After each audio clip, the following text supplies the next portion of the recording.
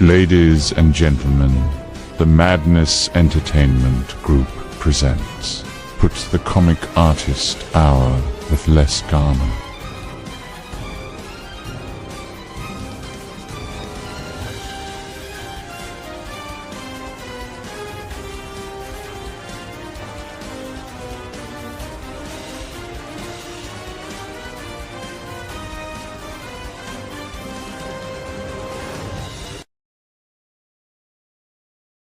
We're back. Oh, yeah. Hope everybody had a good time over Christmas and whatever holidays you happen to be celebrating. I know I did, and I took some much needed time off from a few things, and well, here we are now.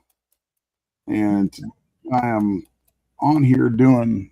I'm gonna be finishing. Hopefully, I'll probably get this finished while I'm on stream. This is a page of pencils for a book that I'm doing with Peter Palmiotti, and real happy. Pete and I have been trying for probably 15 years to end up getting a project together, and this one happened to come through that Pete had been on some years ago, and for some reason it got shelved before it was all finished, and then the folks behind it decided they wanted to pick it back up again, and Pete suggested me, and here I am. So it's and of course, like it seems like 2 out of 3 projects I do are period pieces. I mean, like my book Brides was in the 1800s, and Homestead was an Old West book. There's stuff that I've been doing for Resolute Bliss that see on Oz. None of that's in the modern era, and it bounces across a couple different eras. So it's like everything I seem to be doing has me drawing stuff mostly from like the 1800s, whether it's England or the United States, and it's kind of neat. I'm not quite sure how that happened, but I'm down for it. It's cool. So in this thing takes place in colonial England. So you got there's some little redcoat soldiers running down an alleyway right there, and then all kinds of good stuff going on. But right now I'm working on nailing down. I felt like switching on off. So I have a thumbnail put together for what the overall layout for this page is, and I felt like switching off for a minute to this figure because she's going to be a really, really big deal. So yeah, I need to throw some white down in here and cover up that border. Okay. So then, Now she's. I just want to say welcome back, Les. It is good to see you. I hope you had a good holiday, and we powered through without you, buddy. But we're glad you're back. We're really glad. Well, I'm glad to be back. Glad to be around. There was a couple weeks there that I had like the flu or something, and then and there was of course all the holiday stuff with the in-laws, and which was cool. They're good folks. So I think I put on 10 pounds over the holidays because Filipino food will do that to you. And but I'm glad to be back because working on this stuff is my happy place. So, and this is really kind of some very. This stuff I'm working on right now is really easy for me to drift off and get caught up in. So, nice moody sort of thing. She's got these markings on her face that are always an aggravation to get worked out. All right. And come in here. And There we go. Yeah, chick's got like a bone or something, you know. It's a weapon. This is an interesting project for me because, like I said, I've been wanting to work with Pete for a long time, and this is actually, I was telling Pops before the stream started that technically I'm the third artist to step into this project. There's one that nothing really got done, so I won't include them. So really, I'm the second. But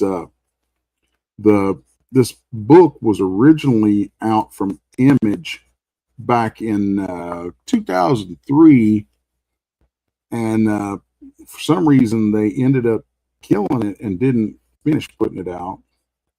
I don't know if something happened with somebody or what, but anyway, it's kind of neat because they wanted to keep some of the original pencils, some of the original pages, because Pete worked on those back then too.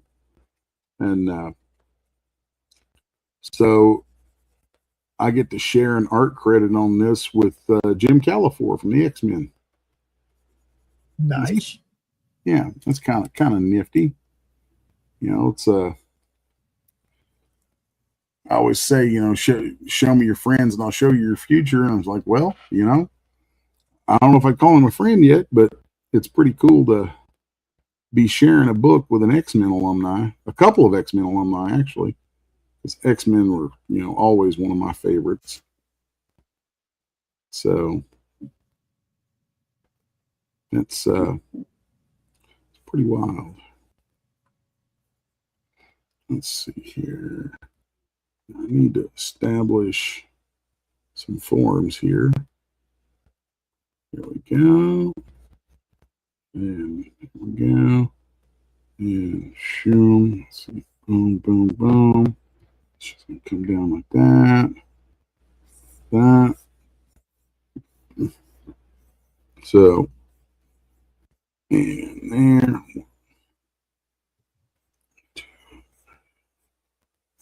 There we go. Let's get that in there. Start off with just roughing this stuff in.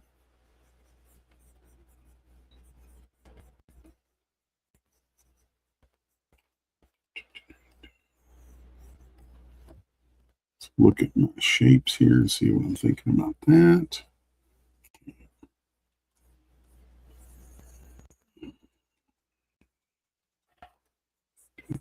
There we go. Now let's go 1, 2, 3, 4, 5. There we go.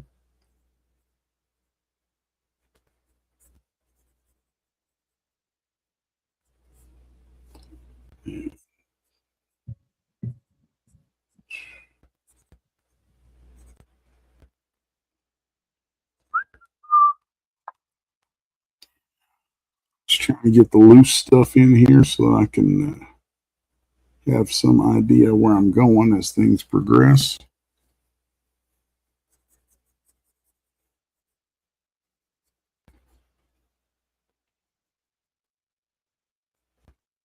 Okay.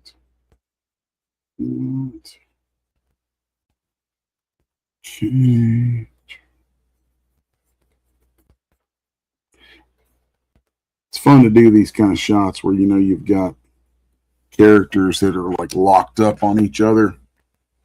It's a great place to, you know, practice making some good choices.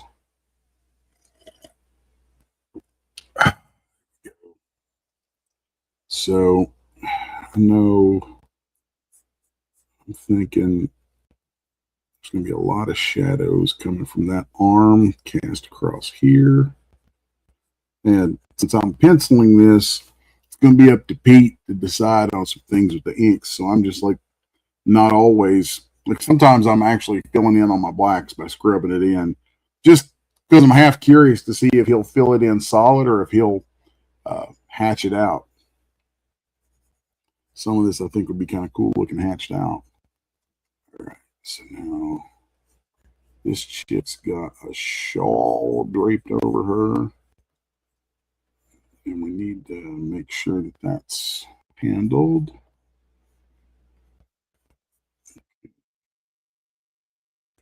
that. Some general shapes in there. And boom, boom, boom. And she's also got this crazy hair that flits down here. That's going to run counter to the shawl a little bit. And I'm thinking we're going to take that shawl and have it. Let's see. Let's have it billow out. Yeah, like that. Adds a little more movement to it.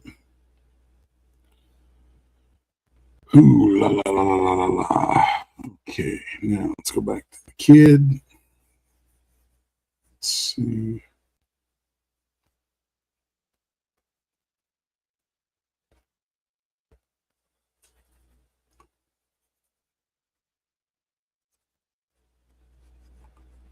Go. Yes, I make sound effect while I draw.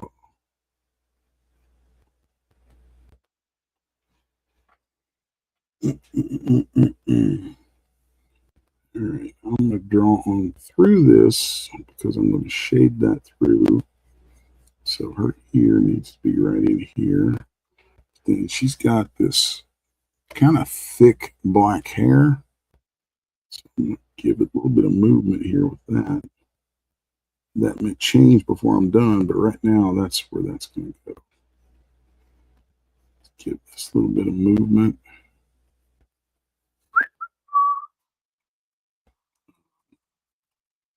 Build in my forms. Keep in mind that her hair is going to come on down through there. Where we at here? Okay, now I'm going to let this hand solidify a little bit. She's holding on here. She's got these little collars, or excuse me, cuffs.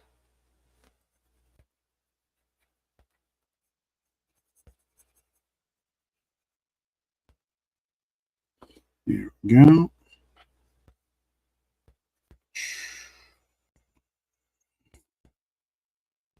And let's see.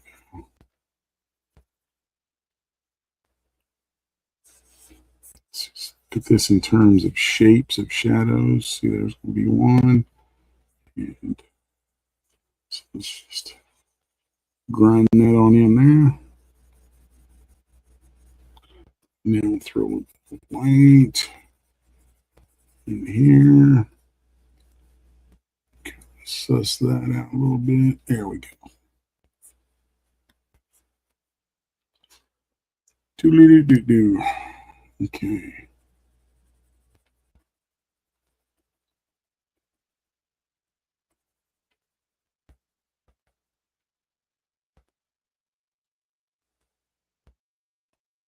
I'm going to come up for air for a second, come over and check out the chat, see if anybody hanging out. Say howdy, y'all. If anything pops up, I'm sure Pops will let me know. I do not know we got somebody on your channel called Umbrella Ludus. Umbreludus. Who is this? Umbreludus. He's over there on your YouTube channel. I have no idea. And he said no one, and I don't know what he means by not any bells. But we're here. We are here. We are welcome to the show. We are on X, on Nemesis channel. We are on YouTube. We are on Twitch, and we are on Build, and we are on Rumble. And you can see us anywhere. Tomorrow it'll be on Roku too.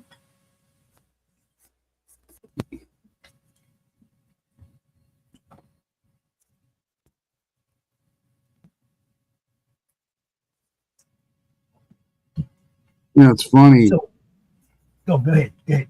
I don't. Most of the time, I ink my own work, and I don't get a chance to just go pencil very often. And I'm kind of digging it because it's making me see some things that maybe I would want to do in the future, like do an entire book that's all like pencils and grayscale stuff. Anyway, yeah, it's something I was thinking about. So dig it. So let me ask you, after all the holidays and everything, do you return to work re-energized, or are you just back to the grunt? It kind of depends. Some years are different than others. This year, I was real happy to get back to work. Most of the time, I am just super happy to get back to work because I love what I do. I get to do what I love. So Right. It's not like I'm really not unhappy to be doing this, And I guess I didn't really even stop working over the holidays because while I was out on for Christmas and everything, I you know how family situations are. Sometimes you've got downtime, especially if you're staying at somebody's house. Right. You may with hours here and there where nothing's going on. So with that, I took the time to write the script for Brides number 2. And I'm real happy about that. So having script done for that means that thing is going to be going into production before too long.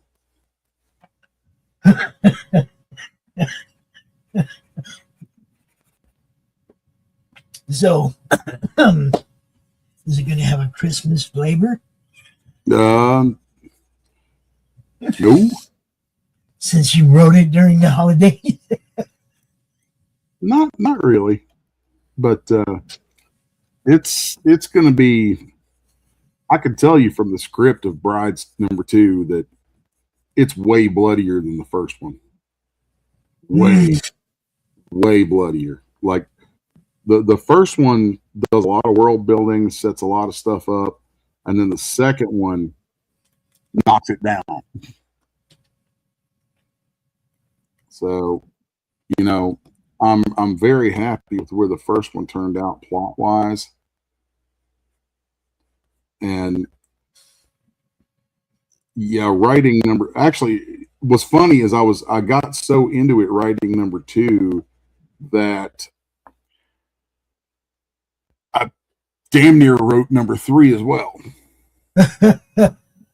Because there's just like some real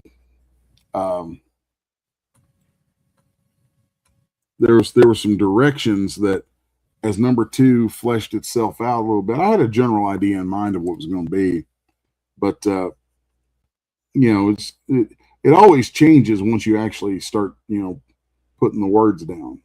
And there were some things that changed pretty dramatically from what I originally thought would end up in 3. And yeah, there's a bunch of stuff, bunch of character developments that I really did not foresee, and I'm enjoying it. It's a nice thing when the characters kind of step up and start to talk to you. Yeah, when they take on a life of their own, you bet. Mm-hmm.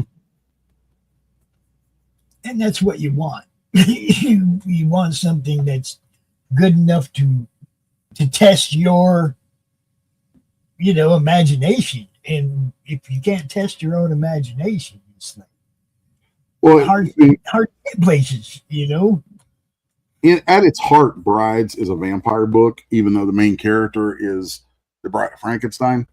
At its heart, it's a vampire book. And, vampires are done to death. And I wanted to make sure that I did something that was like, that feels familiar and authentic to what a lot of folks expect with vampires, but at the same time, puts an interesting spin on it.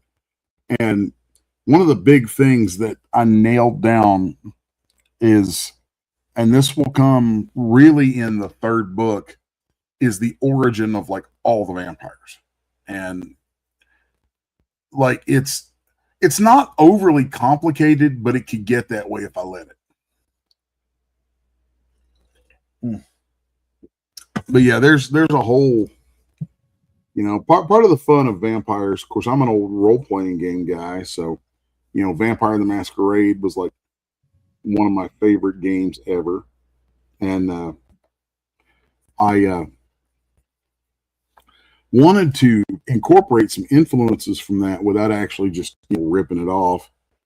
And I feel like what I've come up with is something that folks who are fans of that game and that whole setting will really like what I've got, even though it's not.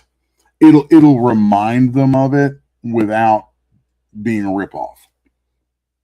If anything, I feel like there's things that I've come up with that actually improve on some of the ideas that they had, take them in a you know, I think maybe a better direction. Which, you know, that's some bold stuff to say because that I love Vampire the Masquerade. Doodly doo doo doo.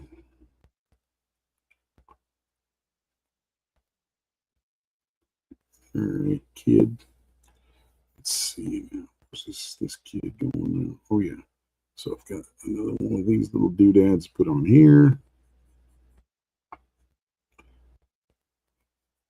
Also, the whole thing right now of doing just pencils on something is kind of neat because I've been going back and looking at a lot of Mark Silvestri and didn't realize how big of an influence he'd actually been on me, and kind of rediscovering his stuff and loving it. And there's a lot of very, very pencil centric techniques and things that he does. And I'm just like, you know, let's have some of that. That looks like fun.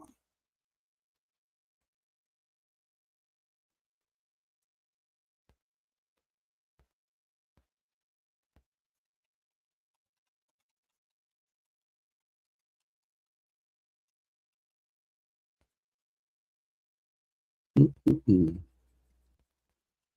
If I go quiet on here for a minute, it's just because I'm, you know, I get caught up in what I'm doing. Yeah, I hear you. I hear you. Let's see here now.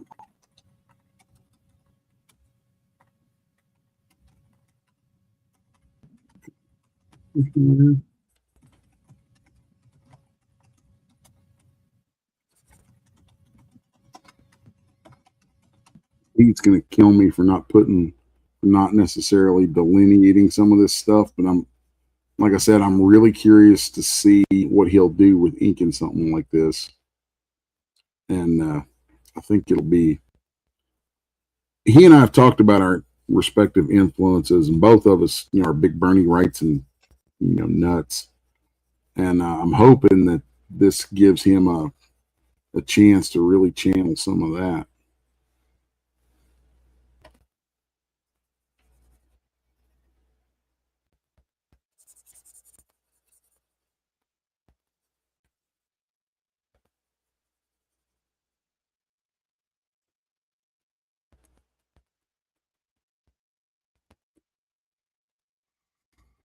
Do-do-do-do.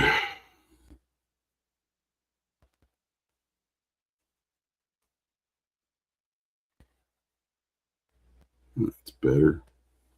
I needed something to add to the form there. That. Now let's come in here and look at. So I know I'm not going to see all of that eye, or even most of it, but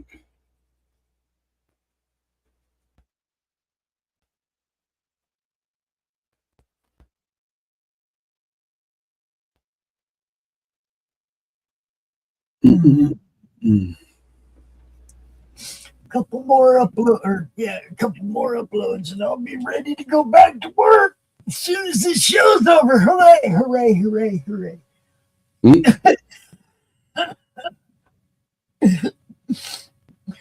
Yeah, man, I can't believe how much I already got done this morning. I like those kind of days, you know, and you can look at it and feel good about what all you've accomplished. Yeah.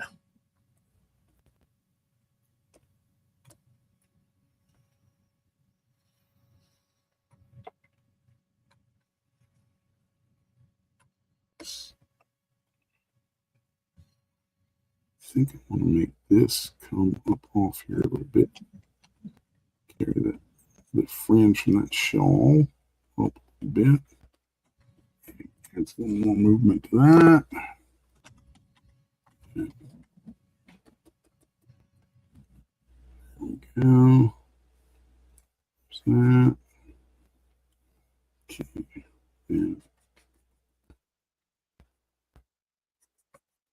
And if I disappear off the camera, it's because whenever I'm doing these real fast strips like this, I just lean in super close. I practically lay on the surface when I'm doing it.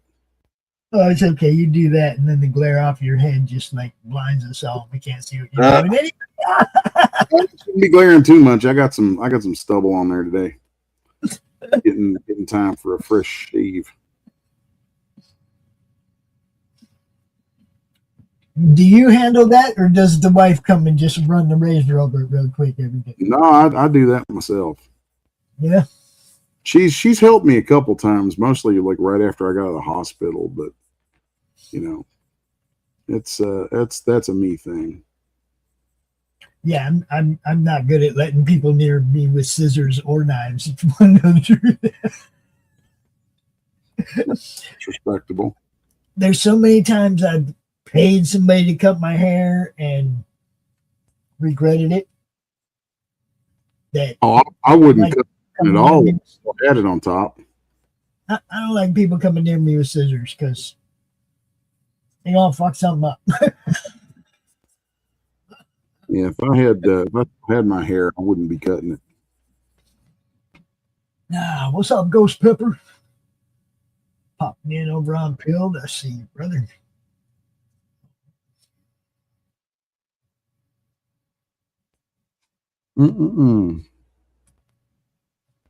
As always, Les putting out some monster art, yo. Y'all just don't know. You got to tune in. 83 episodes we've been doing this. Oh my God, he's just a beast, guys. Come on. Can you believe it's that long? 83 freaking episodes. Ooh. I know. I remember when you were like, man, I probably ain't gonna want to do this very long.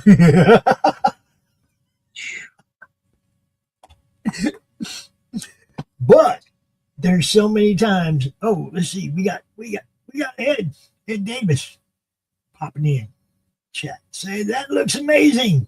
Who's this? You know it does. You know it does. How do y'all? Man. Finish Line Comics. How you doing, man? You probably didn't see, but I got my sad pancake. Got you what? My sad pancake cover. The Path of the Pale Rider #7. Oh, that's cool. Yeah. That's cool. That's the one I wanted. I wanted sad pancake. Lola and sad pancake. Les did one. Les did a cover for Lori's Path of the Pale Rider. Oh yeah. Yeah, that was cool. Y'all missed out on that. Y'all missed out. I got me one of those. See? Yeah. I know what I'm doing. Got me one of those. That's how you do it, people. Little collaboration, little fun, sell some books. You know. That really is what this is all about. Get seen and sell some books.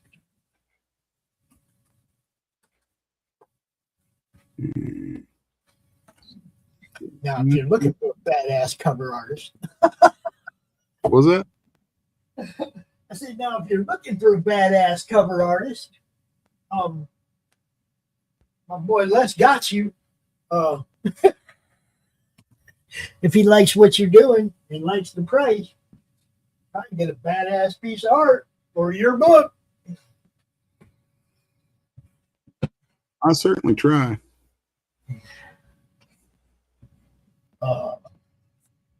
I'm just, it's like we know a lot of people that do comics, Yeah.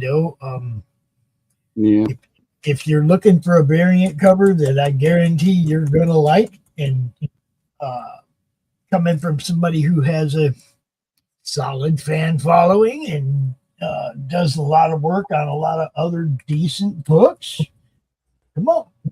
This is how you do it. hit that dude up and say, "Hey, will you do a cover for me?" That's how you do it.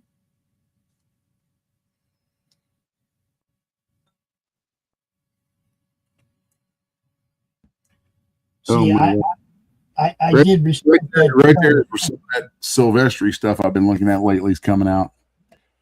There's a kind of cross hatching he does a lot of these days. He didn't do it back in the Marvel days, the old days, because frankly back then they would probably chew him out for it.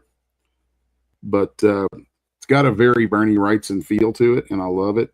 It's where you're like, I'll do like maybe 8 or 9 strokes one way, and then I'll come in and do a bunch that way, and then some from a different angle than the two,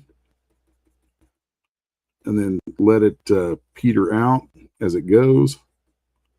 And it's an interesting way to build texture and variation in what you're doing, so you're not completely beholden to solid black all the time. I get it. And this is one that it's got a lot of big black areas in it, and I wanted to kind of break that up a touch. So I thought, some of that is a not bad way to do it. I see Q in the chat from the Q&A draw street popping in. Also, you Finish Line Comics right there. Ed does a show later tonight called First Impressions, where he and Dash Hooper will listen to an album, like old school album or something, for the first time, and then come out live and give their first impression of it. Right? Right? Good show. And you might want to check that out later on tonight, 9 o'clock, right here on the Madness. That's how we do it. Yeah, I had to throw a plug in for it. Just, same with Q, man. Q&A doing art. Q and Addie do an art stream on Sundays at 4 o'clock. It's a good show.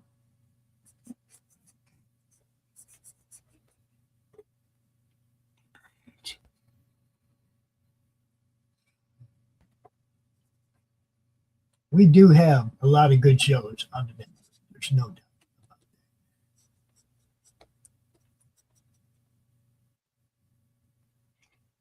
about that. Swing around here, and one of the things, if you notice, I'm not going over and hitting any other tools. I'm using like nothing but the pencil on this, and that's because I'm trying to keep this, even though I'm working digital, trying to keep it as traditional feeling as possible. So, the nature of working traditional is limitation. And so you just have to be disciplined and limit yourself. Okay.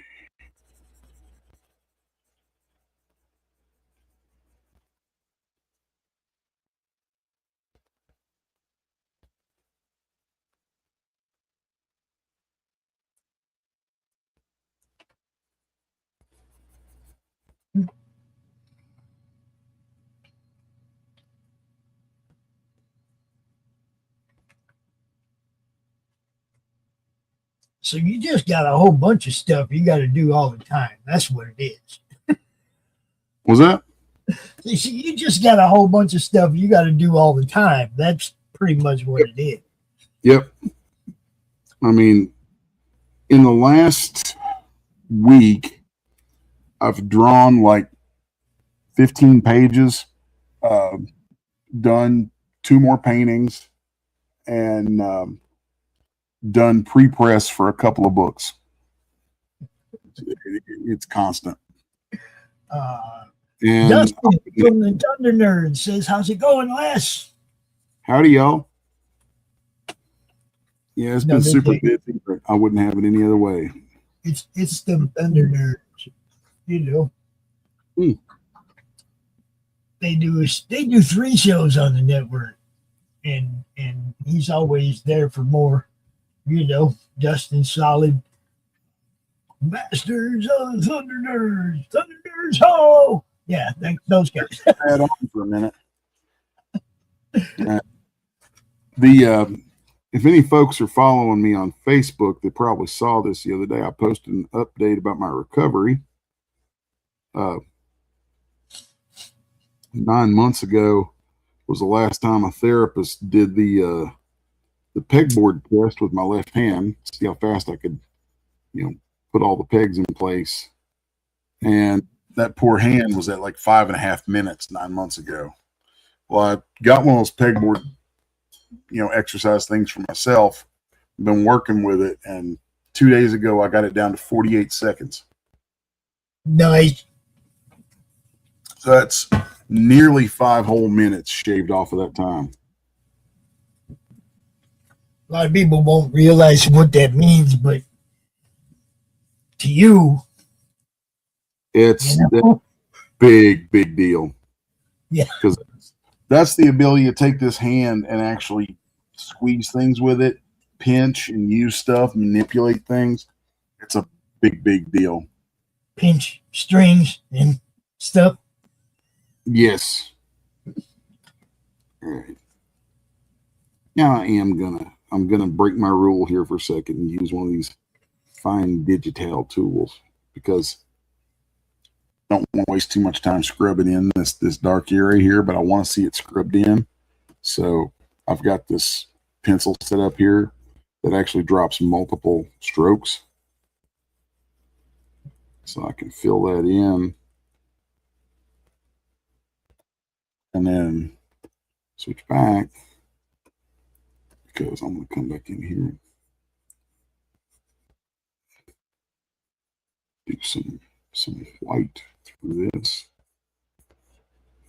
which I would normally do, if I were doing it traditional, that would be done with an eraser. But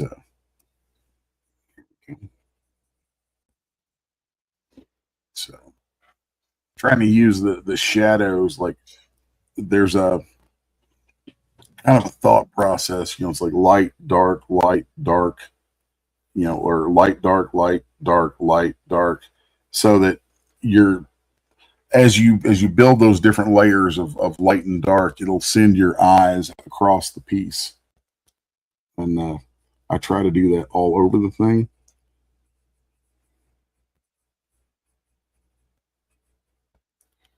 Okay, now this right here, I think we're gonna here. Let's see what this turns up for me. Boom.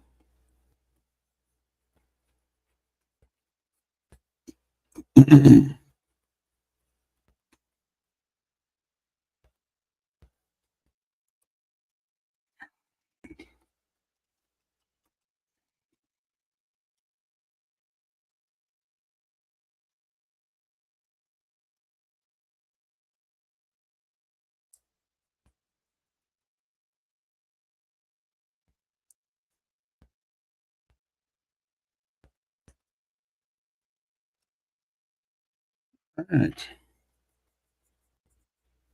I'm feeling pretty good about that.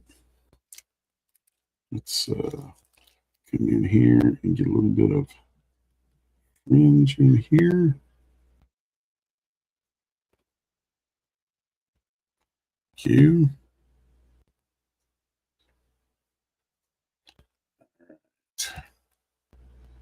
Let's start on this face. Actually, I worked on this face up here right before the stream started. Let's zoom in here. I don't want to zoom in too much. About 15% puts it pretty close to actual 11 by 17 size on my screen. So I'm using a big 27-inch Cintiq, which I cannot recommend highly enough.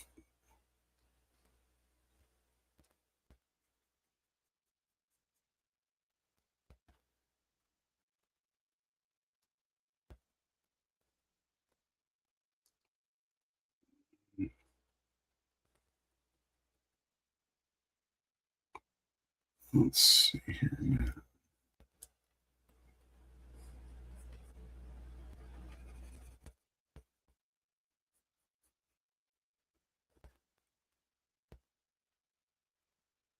Mm.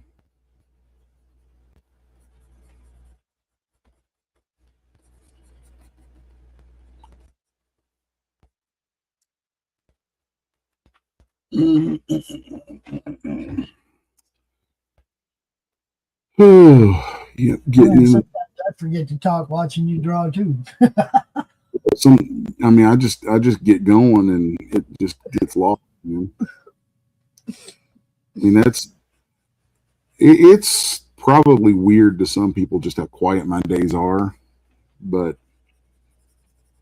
that's how I like it. Well, I mean, I know you got some music in the background when you're not live. Not usually. Actually, most of the time I work in pretty near absolute silence. I have to jam. If I'm not doing this, there's some music on, bro. Something. Yeah, it depends. Some days I get in the mood to listen to some stuff, but most of the time I keep it super quiet. Well, I guess that's the difference here. I used to have to be quiet, and now I don't. So you know the neighbors can hear Zach playing up over in here. You know. Yeah, I tend to most of the time I'm listening to music as if I'm in the car, and if I'm working, I like it very quiet because I'm usually so deep in thought. The concentration level is so high that I get caught up in music and it'll distract me. Yeah, I get that too. I get that. Yeah, too. I can't have distractions. It's funny because we live out in the boonies, and it's not like the neighbors' houses are close to our houses. Yeah, it's the same way. When you're out in the boonies, it's like sound carries, way farther. Like, and if you're jamming, everybody within a mile knows it. Yeah. It's pretty funny. But yeah, I jam up, man. Only neighbors I've got are super chill. They don't care. I mean, and they're also about 4 or 5 acres away from me. Right. So yeah, it's not a big deal.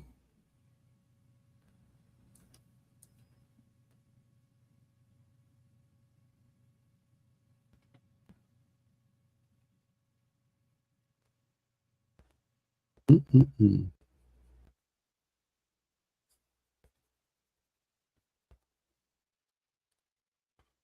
Ooh.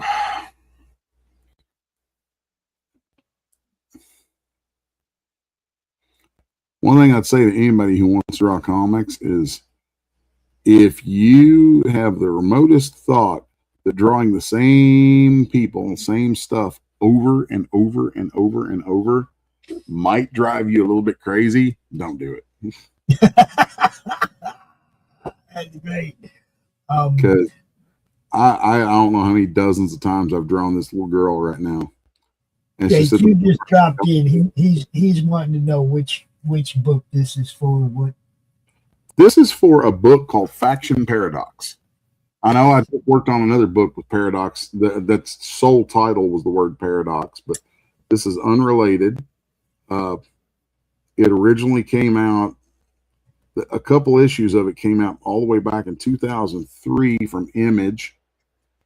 And I don't really know the story on why it got shelved, but they were picking it back up or doing something with it. And my boy Peter Palmiotti was the original inker on it. And so I guess when they got it off the ground, they asked Pete if he knew a penciler he'd recommend for it. And he and I have been trying to work on something together for 10, 15 years, I think, something like that. And so he threw my name out there and they called me up, and now I've got a really big book to do. So, and I think I mentioned earlier, like one of the neat things for me is that the guys who originally did the art on the book were Peter Palmiotti and Jim Califor. And, you know, Pete and Jim were working on, I don't remember if they worked on X-Men together back in the day, but, you know, I know they both had good runs on X-Men and other X-Men titles during a time when I was buying that stuff. Like, so, you know, it's one of the weirdest things for me these days is how many people I've become friends with who, like, they're friends now, but they were heroes to me when I was young. Yeah. Your fandoms, the people you met that you're fans of. Same with me. Okay, there's quite a few that I've got to meet, Jim Shooter and whatnot, that were, you know, I mean, heroes, right? Just like you said. But then there's some that I've like interacted with on the regular now, like Mike Barron, who does show here on network. What show does he do on here? I need to check his show out sometime, and I keep forgetting to, and I forget what it's called. Well, we took this show to Pilled and Roku exclusively. It's the Barkwire, and we don't have. It's not on YouTube anymore. It's not on Facebook or any place. It's on Pilled and Roku exclusively.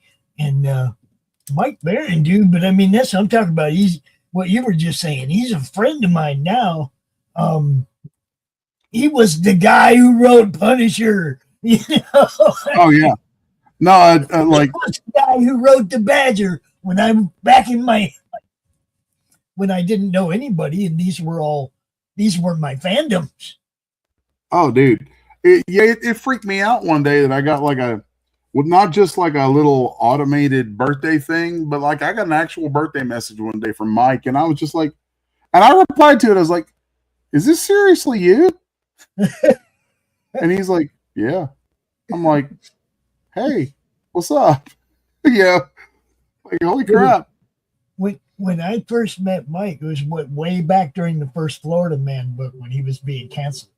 Right? Oh yeah. And I was like, you don't get to cancel my friends. I went out and started promoting the hell out of it. And, you know, I mean, we did everything we could to help him sell books, right? And it was fun.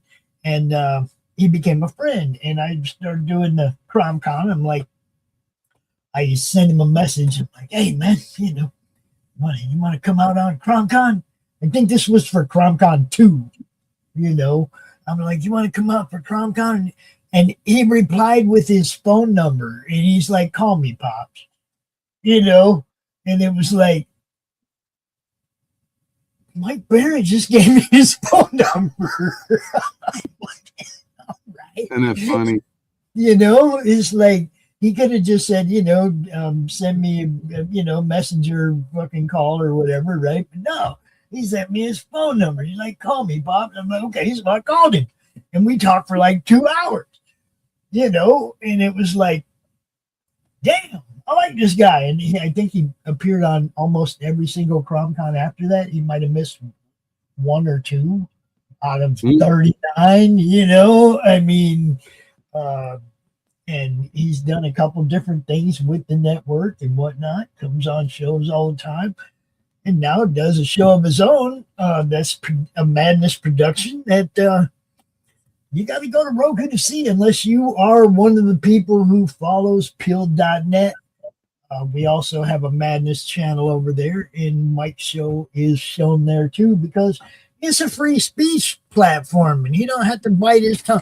You know, I got sick of listening to Mike say, oh, I really like to talk about that, but we can't talk about that because Mike gets somebody demonetized or blah, blah, blah.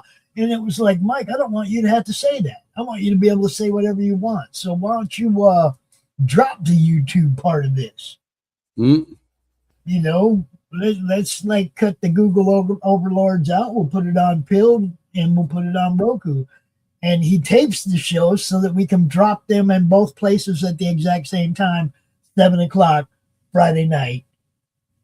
What? Yeah, I should probably go check that out, like over on Pilled or something. Yeah. Oh, dude, you'd love Pilled.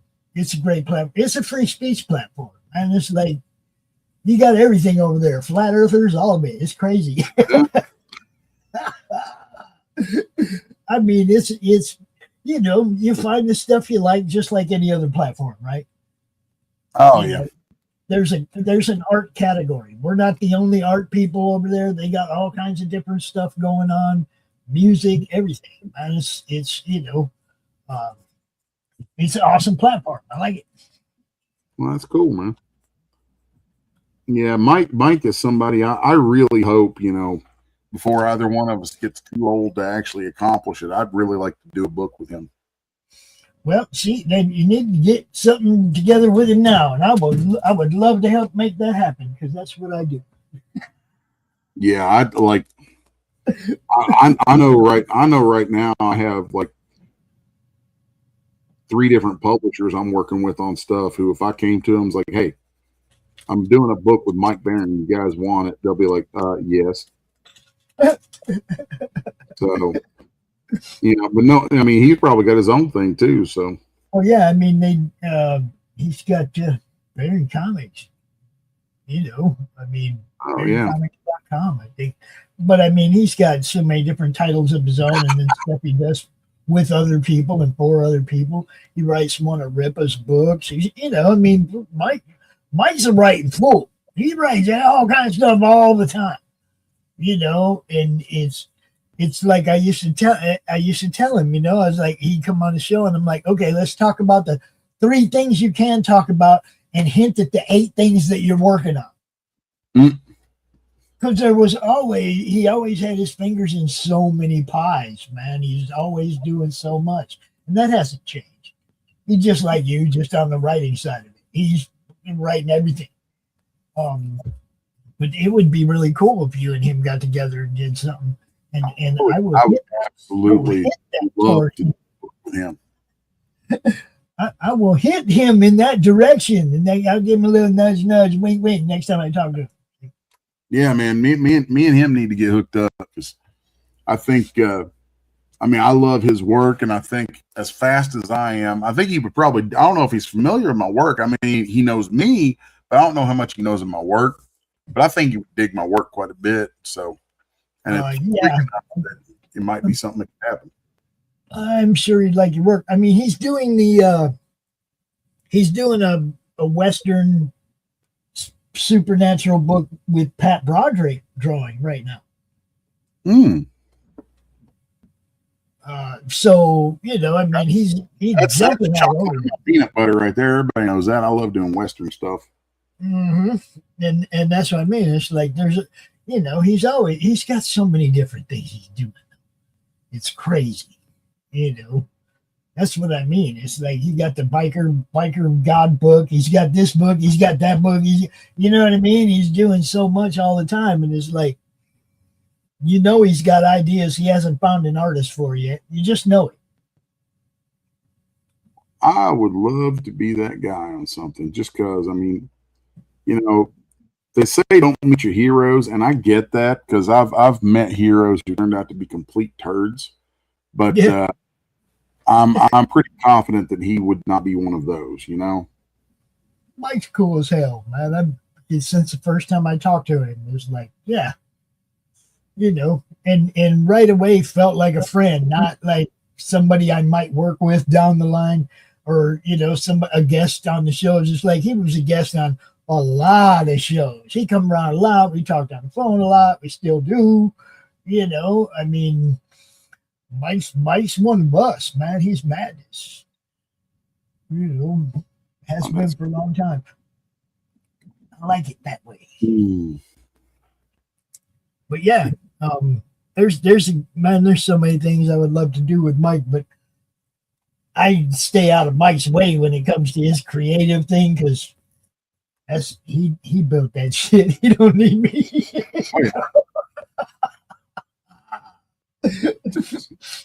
I might throw ideas at people that are, you know, fairly new and stuff, but man, you know, I throw an idea at Mike. You know what he tells me? You should write that, Pops.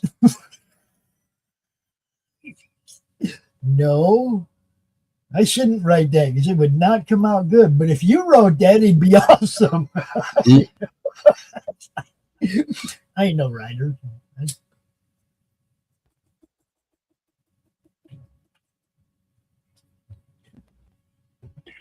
Lucky I can talk after done. Mm.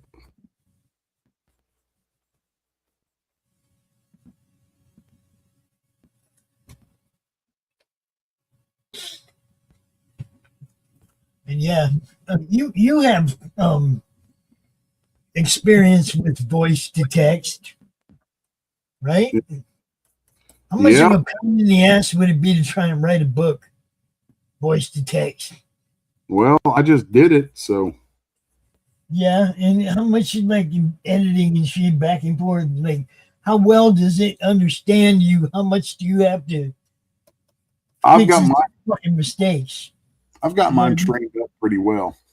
Yeah, Yeah, I mean so because of my hands, my left hand from the stroke, any writing that I do is done voice to text. yeah, that's what I'm saying. I know you Yeah. have experience at it, not just because it's the lazy way to do it. No, it's because you ain't got a Oh hand no, that you can type with. I get it. I'll tell I have you, the problem. somebody who's a writer and starts writing with voice to text, it's going to change how they write because it hits a different part of your brain. You think differently when you type than when you talk. Right. And, that took me a hot minute to get used to. Like I could actually feel it, and it was very strange. But no, I finished a 66,000 word novel earlier this year, or like toward the middle of last year, that I'm just sitting on right now, waiting to finish it getting edited, and then we'll see where it goes. See, that's like I don't have a hand that doesn't work, but I got fingers that don't work sometimes. Yeah. You know, typing is not something I want to do very much. Like just a little while ago, I was in a phone conversation with Nem because I knew it was going to be an actual conversation. I wasn't going to sit here and type all that. Mm. My fingers won't do it. So, I mean, if I was to try writing, I would have to have voice to text, and I don't really have the time to train it to understand how I think. Yeah, it's not that bad. All this stuff, the I mean, I don't technology, have time to write a book anyway. Who the fuck am I kidding? on stuff. So I don't have free time like that. yeah, for me it was one of those things that I had this particular book sitting around for a long time, and I started getting confused by the panel up there. Duh. But I'd had this particular novel sitting around about a third finished for a long time, and I just got a bug up my butt one day to like sit down and do it, and so I finished it. And I'm glad I did. My wife's giving it a read through right now, and oh, sometimes I wish I could chump out like a lot of artists do and just fudge my backgrounds and not like do all the tiny little shit that I like doing. Because boy, my life would be so much quicker. Yeah, but see, part of the thing is your background's like Bernie's. They're part of what defined the art. I know. To show that you ain't shortcut. You putting in the work. That's the whole difference. That's why I say you're one of the best artists that we my know. whole career, man. Q says he did that voice to text when he was in senior year in Art Academy in 2017. He had to write a big essay. He wrote in his notebook, and then he used an old tablet to voice text the essays. So you wrote it, and then you said it, and then I get it. You wrote it in your notebook, and you had it already, but then you voiced it out so you could get it in a nice format, right? Is that what you're saying? There's actually, well, depending on when that was, like nowadays, there's software that can read your handwriting. Doesn't matter how bad your handwriting is, you can teach it to read your handwriting. My It's pretty neat. Mine's on. You can read my hand. I know some people who you can't, though. I'll tell you what.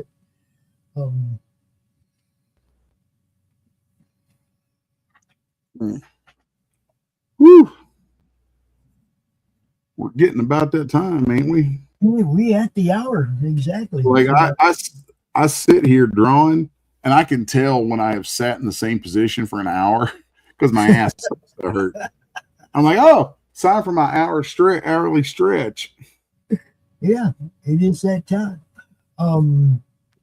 Les, it's always good to see you. Welcome back. Hope you did have a good holiday, and I hope 26 is best for you it can possibly be. I think it's going to be a good one, man. There's a lot of cool stuff coming up. Is there still a gasp thing going on? Yes. In fact, I just finished doing the lettering on gasp number 2, which I also drew. And okay, gasp number 2, I get way too many credits on because I did the cover, of course, cover painting. And there's a thing that we're doing on gasp that I wasn't sure about the idea until I got into doing it, and now I freaking love it. Where we're getting with, excuse me, to shift that ass. We're getting with different novelists, guys novelists and short story writers who have work out and aren't in comics, but they have a bit of a following and they'd like to see their stuff in a comic. And they will pitch us an idea they've got and then write it up. Like they'll write the short story, or they have the short story sitting somewhere, and then they send it to me, and I take their story and adapt it. And it's a weird thing to do because I've never really considered doing that before. But the outcome is really damn good. So, it was the first one we're doing like that. Would you consider taking a D&D transcript from an actual game people are playing? Oh, yeah. And turn it into a comic? Yeah. I mean, because we have 2 different ones that we're working with that we play right now on the network. And we have all of it. It's all on film, right? So it's like you can pick the dialogue right out of it. Yeah. We have some pretty good stories that we have played through in the madness on stream. It's the word I'm looking for. Stream, yeah. Usually we have one that goes right before your show, and next week we'll be back with that. So NEM's Gaming Madness will be back next week, 10 a.m. Eastern, right here, right before Comic Artist Hour. So don't miss it. And I'm not sure, but tomorrow morning at 11, there just may be some Path of the Pale Rider invade Slaughterville. We have an RPG game doing that too. Where our characters that we made in our Path of the Pale Rider game have invaded Slaughterville, Chris Brown's universe, in an RPG game. We're having a blast, guys. So yeah. That's cool. It's all fun. It's all fun. But the reason I asked about Gasp is because if it's, as long as there's something going there, I'm going to play that trailer from Gasp 1 on our way out. Just so people can look at what you're talking about. Yeah, Gasp number 2 is off to the colorist right now. So cool. So I'm going to show y'all Gasp number 1. You'll get some idea of what's coming in Gasp number 2. Les, have a great night, man. Thanks, man. Later, y'all. Get my best. I will see you next week. Yep. Peace.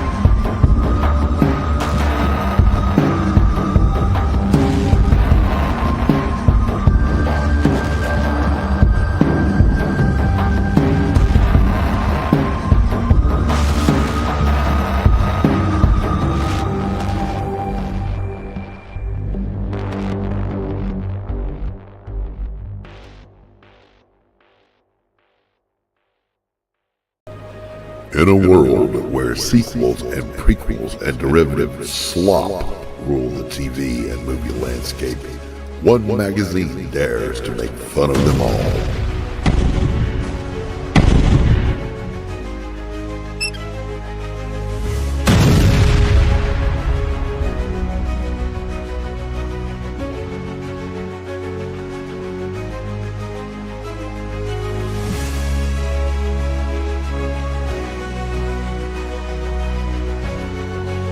One mag to roast them all, one mag to troll them, one mag to break their balls, and in the ratings roll them.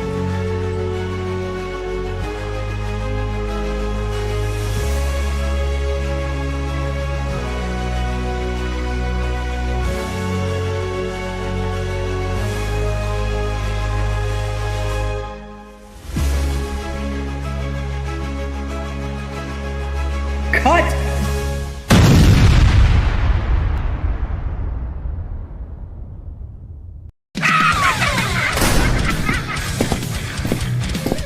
If you missed the live viewing of any Meg production, you can find all our content on Roku or as a member of this channel. Madness Entertainment Group.